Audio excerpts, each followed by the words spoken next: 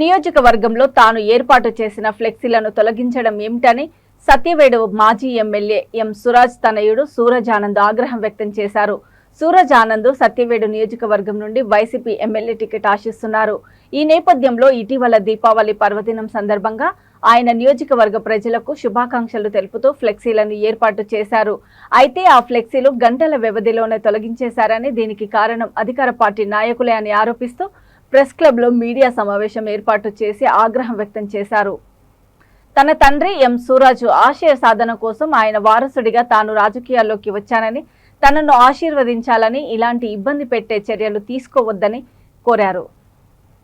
ముందుగా నా నియోజకవర్గ ప్రజలకు, ఇక్కడికి విచ్చేసిన మీడియా ప్రతినిధులందరికీ నా నమస్కారములు. నేను మీ సూరజ్ ఆనంద్. ఇక్కడ 10 సంవత్సరాలుగా ఎమ్మెల్యేగా స్థానికునిగా గెలిచి ఎన్నో అభివృద్ధి కార్యక్రమాలు చేసిన ఎం సురాజన్ గారి తనయుడిని. ఆయన ఆశయ సాధయంతో నేను మీ ముందుకు వస్తున్నాను. 2013 జగన్మోహన్ రెడ్డి గారి మీద అభిమానంతో, రాజశేఖర రెడ్డి గారి ఆశయాలతో ఆ ఆశయం అంతా నచ్చి నేను పార్టీలోకి జాయిన్ కావడం జరిగింది. దేశంలో ఎన్నడూ కనివిని ఎరుగని రీతిలో వైద్య, విద్య, పలు సంక్షేమ కార్యక్రమాల్లో ప్రతి పేదవాడి గుండెల్లో, బతుకుల్లో వెలుగు నింపిన మన రాష్ట్ర ముఖ్యమంత్రి జగన్మోహన్ రెడ్డి గారు అభివృద్ధి కార్యక్రమాల్లో నవరత్నం అనేది చాలా ఇంపార్టెంట్ రోల్ ప్లే చేసింది.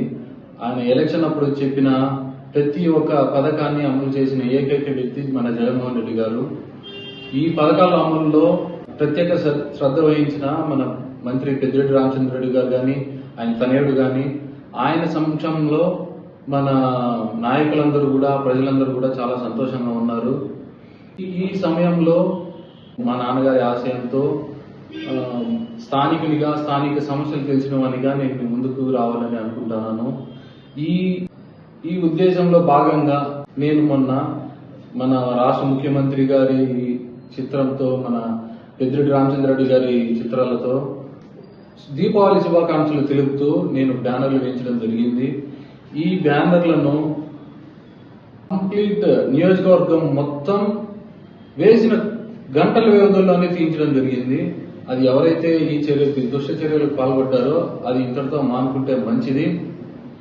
మీరు చేయడం వల్ల నాకేం నష్టం వాటిల్లేదు, నాకు మంచి జరిగింది. ప్రతి ఒక్కరు నన్ను కలవడం జరిగింది, నాతో చర్చించడం జరిగింది. ఇది అక్కడ ఉన్నా నాకు ఇంత పేరు వచ్చేది కాదు. మీరు నాకు చాలా మంచి పనే చేశారు. కానీ నేను ఈ విషయాన్ని మంత్రి దగ్గరకు కానీ, మన ఎస్పీ దగ్గరకు కానీ, అందరి దగ్గర తీసుకుని వెళ్తాను. నేను దీనైతే ఇంతటితో వదిలేదు లేదు. ఇంకోటి ఏంటంటే నేను ఇంతటితో ఆగేది కూడా లేదు. ఇంకా ముందు ప్రజల ముందుకు వస్తాను. ఇక్కడ నియోజకవర్గం అనేది నా ఇల్లు లాంటిది. నేను సత్యవేడులోనే పుట్టినాను, సత్యవేడులోనే చదువుకున్నాను, సత్యవేడులోనే పెరిగినాను. స్థానిక సమస్యలేందో, స్థానికంగా ఏ ఇబ్బందులు జనాలు అయితే పడుతున్నారో అది నేను కళ్ళారా చూశాను.